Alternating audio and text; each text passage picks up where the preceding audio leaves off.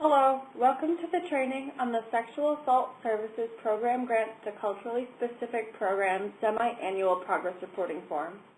The reports are due 30 days after the reporting period ends.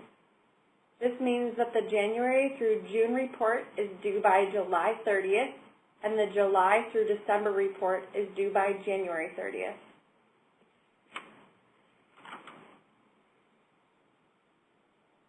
Thank you for accessing our recording.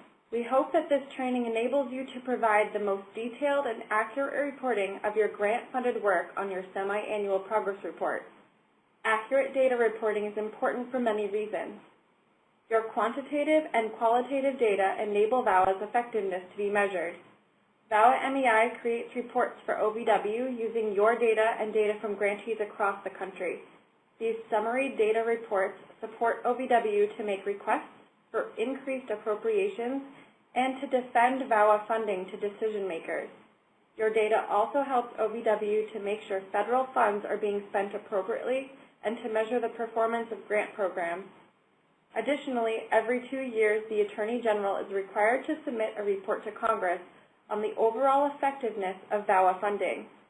VAWA grantee data makes up a significant part of that mandated report. The more consistently grantees fill out their reports, the more accurately VAWA's effectiveness can be measured through these means.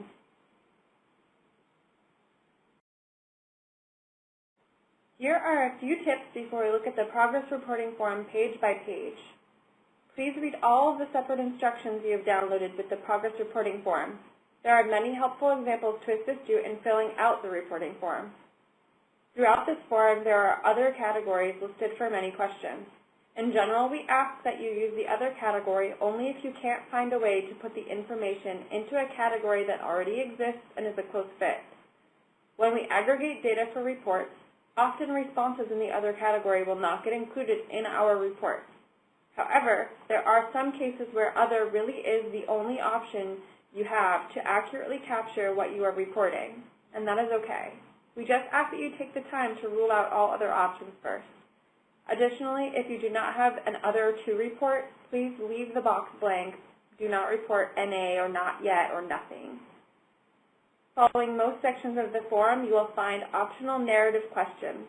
These sections you can use to talk about the unique successes of your grant-funded activities. You can talk about the impact your grant-funded activities have made on your community or for survivors. These questions exist at the end of each section so that you can provide more detail about the work being done in each area that the hard data does not capture on its own. We encourage you to report the optional narrative questions as to help your program most accurately capture the work you're doing with your grant funds. We ask that you try not to use acronyms or abbreviations in your data, and if you do, please provide an explanation for each acronym and abbreviation so that we know what you're talking about while we're looking through your report. Do not send attachments or extra documents containing data that is asked for in the report. Only data that is contained in the reporting form itself will be received and analyzed by us here at VAWA MEI.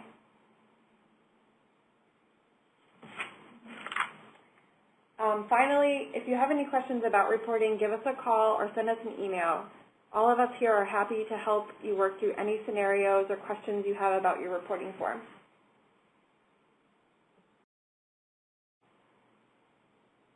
Okay, so we're going to move on to section A1, Grant Information. As you can see on the example GMS, in question 1, you're going to fill in the date you submit the report to OVW on GMS. Questions 2 through 4 will be filled in by the GMS system, and you cannot change those answers. In question 5, type of lead agency or organization, you're going to choose the option that best describes the lead agency. And in question 5A, you'll indicate if this is a faith-based organization or not. I'm going to scroll down a little bit. And in question 6, we're going to go over a point of contact.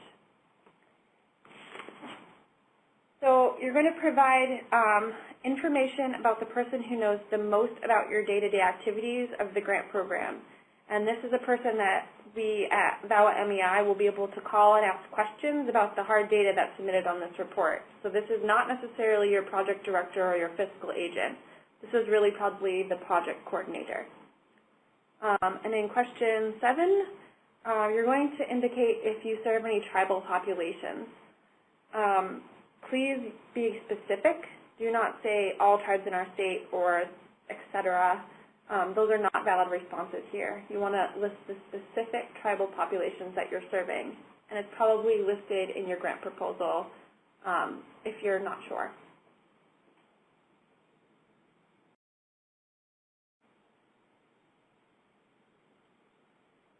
Okay, so continuing on to question 8, you're going to indicate which culturally specific populations your grant serves.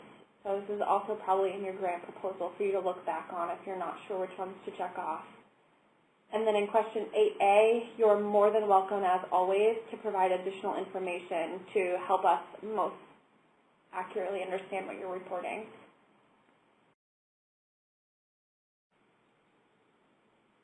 Next is section A2, staff information. So when considering reporting staff, only report FTEs for staff salary that is provided fully or partially by grant funds. This includes staff time of contracted work. Report by activity performed rather than by job title. If staff members fall into 2 or more categories, divide their FTE among the applicable categories. Time should be prorated if necessary, such as when someone is part-time, was hired partway through the grant period, is a contractor, or is full-time but only partially funded by the SASP program funds. Report to the second decimal, for example, 1.25 FTEs. And please use the other categories sparingly. For the most part, all activities performed by staff are included in the listed categories. If you do use the other category, please be specific, and in the other descriptor, correlate each entry with its own FTE amount. This is the FTE cheat sheet. This slide shows some examples to help you calculate FTEs for a 40-hour full-time work week. FTEs should be based on the 26-week or 6-month reporting period that is just ending. In 6 months, there are 1,040 working hours in a 40-hour full-time work week.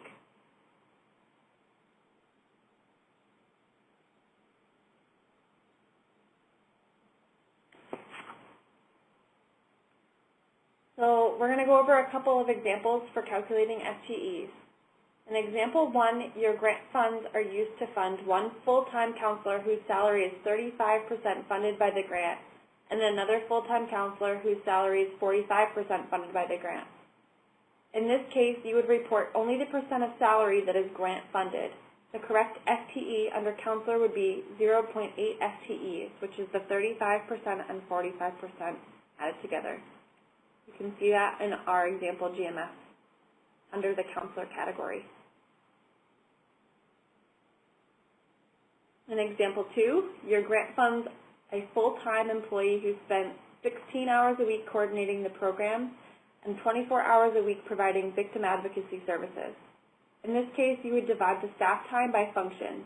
The correct FTE under program coordinator would be 0.4 FTEs, which is 16 hours divided by 40 hours. And you would put 0.6 FTEs under victim advocate, which is 24 hours divided by 40 hours. Those are both also on the example GMS for you to see in their corresponding categories.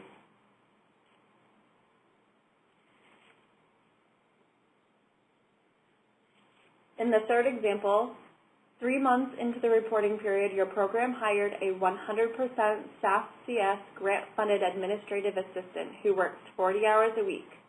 In this case, you would need to prorate the FTE to reflect 3 months out of the 6 months in the reporting period, because that's when the administrative assistant was hired. So the correct FTE under support staff would be 0.5 FTEs. That represents 3 out of 6 months.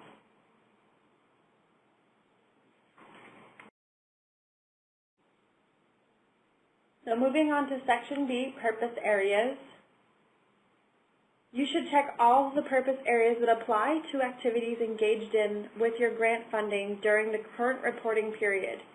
If you are not sure which purpose areas apply to your grant program, you should refer to your grant proposal. If some of your purpose areas changed, you can check them in this question. Your program specialist must approve all changes to your purpose areas.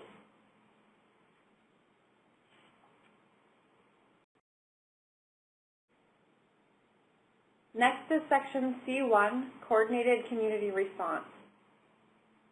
Coordinated Community Response, or CCR, provides a picture of the relationships that you have with other agencies and other organizations within your community, and the frequency with which you interact with these agencies and organizations. This should include all agencies and organizations you interact with, not just your grant or memorandum of understanding MOU partners. Report the different agencies and organizations that you are engaged with in this section. Your participation in these CCR activities should be supported with grant funds. The first section lists the agencies and organizations. The second section is about client-related activities. For this section, check the frequency with which you provide or receive referrals, consultations, and or technical assistance with the agencies or organizations listed in the first section. I'm going to scroll down so you can see more of this box that I'm talking about. Okay. And then the third section is about the system-related activities. So for this section, report the frequency with which you meet with the organizations or agencies listed in the first section. These meetings are most often associated with system change, such as task force meetings, meetings to address changes to specific forms or policies or protocols. If you do not refer or meet on a regular basis, use your judgment and estimate the closest frequency in sections 2 and 3. In the fourth section, indicate if the agency or organization with which you have is one with which you have a memorandum of understanding, or if they're an MOU partner.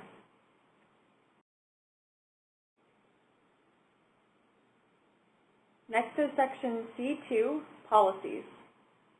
Report only those protocols or policies on which development was completed during the current reporting period. If the policy or protocol is still in the development or revision phase, you should not report the policy or protocol implemented until the period when it is actually finished. By substantially revised, we mean that you spent a good amount of time revising the policy or protocol. Simply adding the name of another group under your underserved populations policy would not constitute as a revision unless separate protocols around how to serve the new group were included. Next is section C3, products. You would enter the number developed or revised, the title, topic, intended audience, number used, not printed, and if it was produced in another language. Identify in the other or leave blank if not. If you did not develop or revise a product in that period but distributed it, fill in everything except the number developed or revised. Likewise, if you just developed it but have not distributed it yet, fill out everything except the number used or distributed. I'll scroll down so you can see that box a little bit better. So the first section is what kind of product. You're going to put how many were developed or revised, or 0 if it wasn't developed or revised during the period. You're going to put the title on topic, intended audience. You're going to put the number used or distributed during the reporting period, and then identify any specific languages. So next is section D, victim services. Most of the data requested in the victim services section is congressionally mandated. Congress wants to know how many of the number of victims or survivors were seeking services, how many were served, and how many could not be served. Provide information in this section that represents only those victim survivors served and services provided with SASP program funding.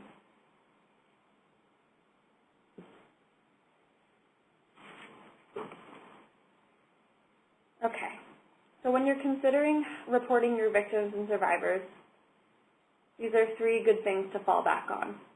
What services did the victim request or accept?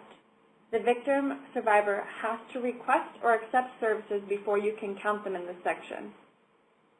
What services are you funded to provide under your SASP grant? Only report the grant-funded requested services that you provide, not services you provide with other funding. Is this person a primary victim of sexual assault? Victims must be a primary victim of sexual assault to be served using these funds.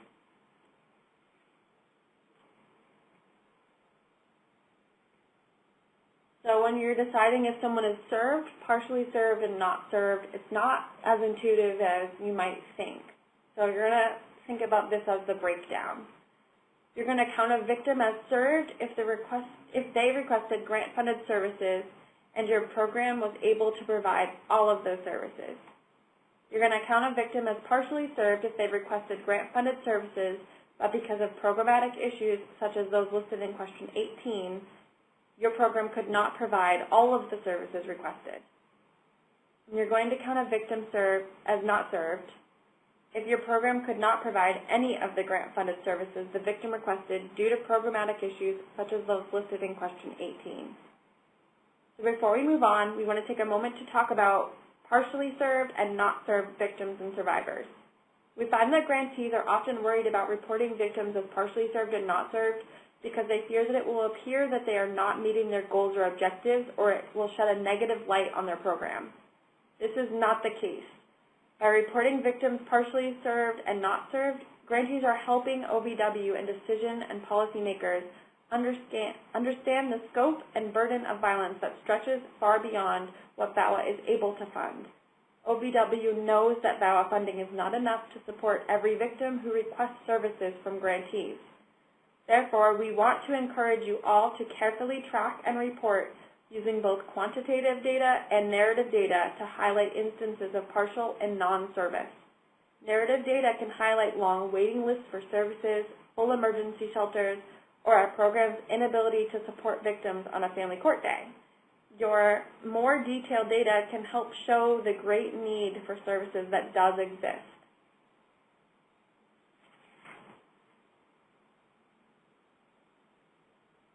So in addition to thinking about victims as served, partially served, and not served, you're going to think about the victims that you're not going to count on this form. So victims who are not counted are those seeking only services that are not grant-funded by SASP program grant funds. Victims and survivors who did not accept any of the grant-funded services that were offered or recommended should not be counted on this form. And victims and survivors who are not primary victims of sexual assault should also not be counted on this form.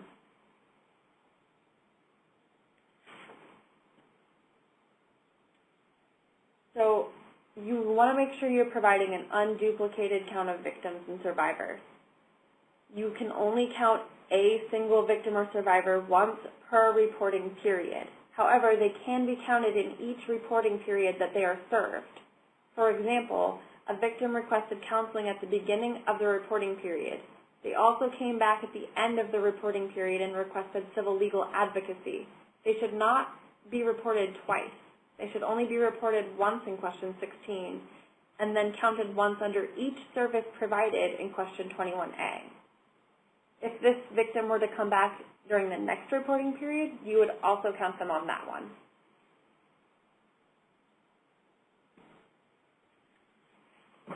Okay, so let's go over a couple of examples. A victim calls your program looking for crisis intervention and group support. Both are funded by your SASP grant funding, and you provide crisis intervention and she attends a support group. So in this case, the victim received all services she requested that you are grant funded to provide. This victim should be reported once as served in question 16, and then reported once in both crisis intervention and counseling or support group in question 21A. So they are represented in question 16 as served on the example GMS. And then if we go down to question 21,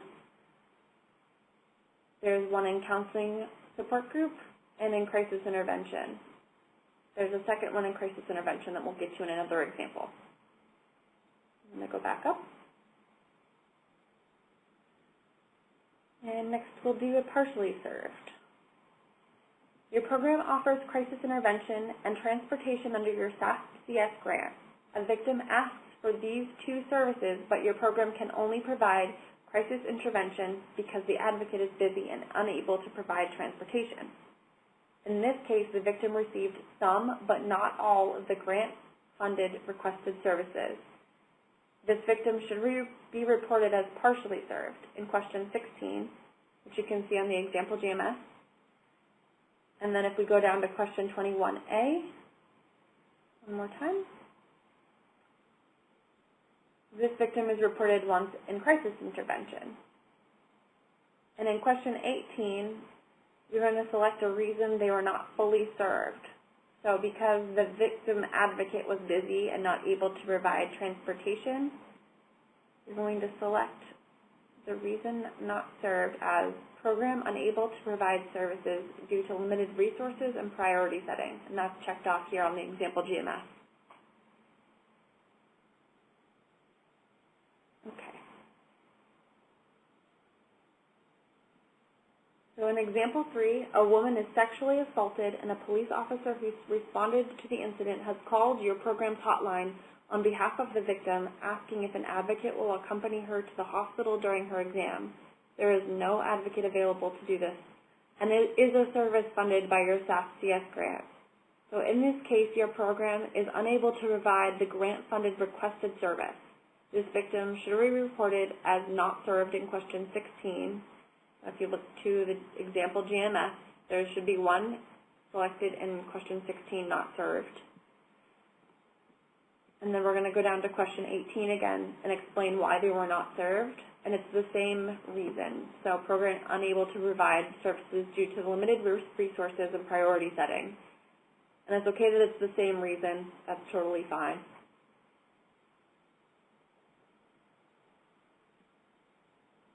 Okay. So we're going to go back up to question 17 now, since we've skipped over it a couple of times.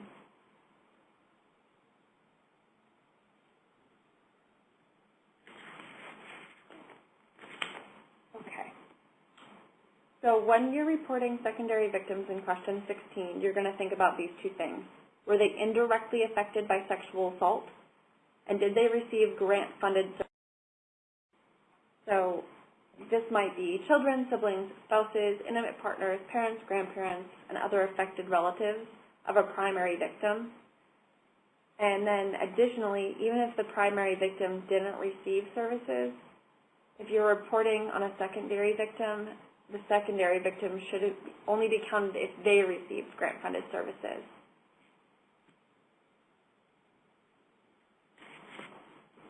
Okay. And then we've also skipped over the demographics.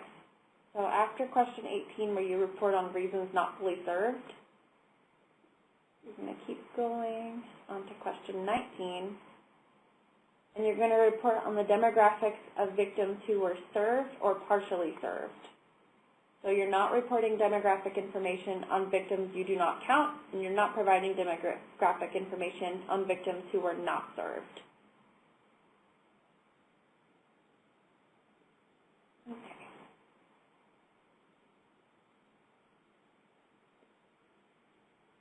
In question 20, you're going to report the victim survivor's relationships to offender. And this doesn't have to equal the number of victims who are served and partially served, because sometimes victims are victimized more than once by more than one person. So the count here can be larger or equal to the number of primary victims who were served or partially served.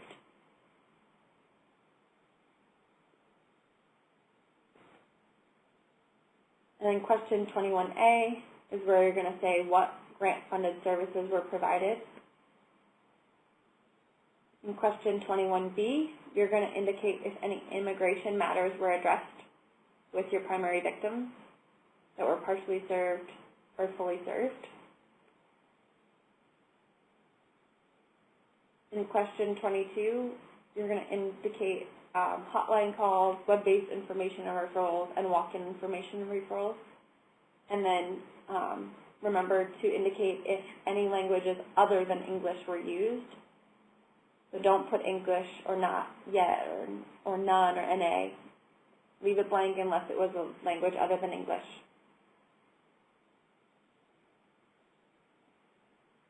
In question 23, you're going to indicate outreach activities. And then question 24, you're going to indicate protection order or restraining order activities.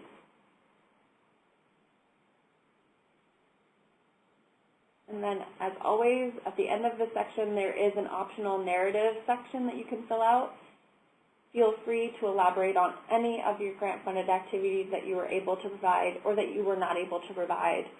Any reasons not served that you want to elaborate on. Any information you put here is super, super helpful for OBW and for the purposes of the reporting form.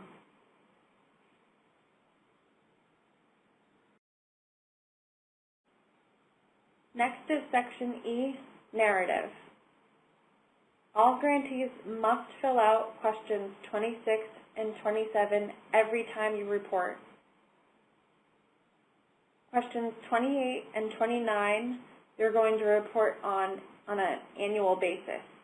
So this will be with the January to June report that is due by July 30th. That's when you have to answer questions 28 and 29.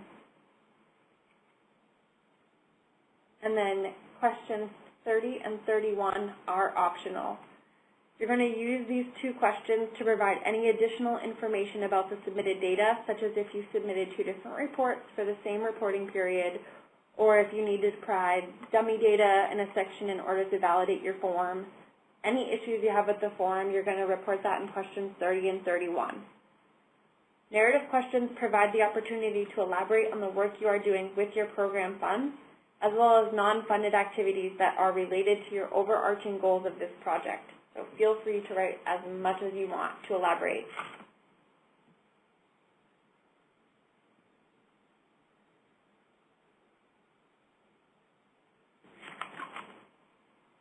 So once the form is completed, you must go to the last page of the form and click the Validate button. The validation process will highlight any missing or incomplete information and ask whether you wish to return to the section to review or change the data. When this happens, you may see one of two warning messages. One type is a validation error message with a red X. If you receive this type of message, it means you are missing some of the required information. If you want to fix this error now, click Yes, and it will bring you back to the exact question on the form. If not, click No and continue with validation. Note, you will not be able to complete the validation process until you fix a validation error. The second type of warning is a reminder with a yellow exclamation point. This type of message indicates that something on the form looks like it might not be correct. You do not have to make a correction to the form to successfully validate when you get this message. If you want to review the field, click Yes, and it will bring you back to the exact question on the form. If not, click No and continue with validation. After correcting or completing missing information, return to the bottom of the form and press Validate again until all sections of the form are complete. You will receive a third type of message, which is not a warning, but it's a validation success message. At this point, your form has been successfully validated and is ready for you to submit through GMS.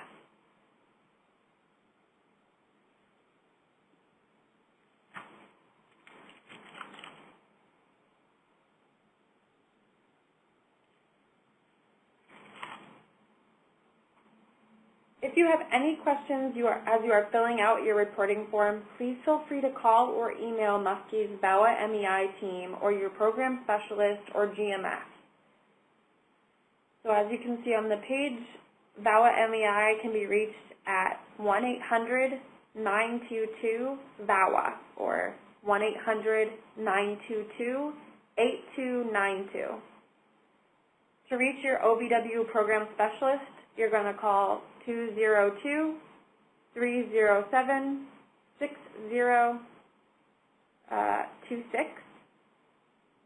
and you're going to let them know that you're a SASP CS grantee. And to reach out to OVW's GMS support, you're going to call 1-866-655-4482. Thank you for listening to this recording, and I hope it's been helpful, and if not, feel free to reach out to any of these 3 contacts. Thank you so much.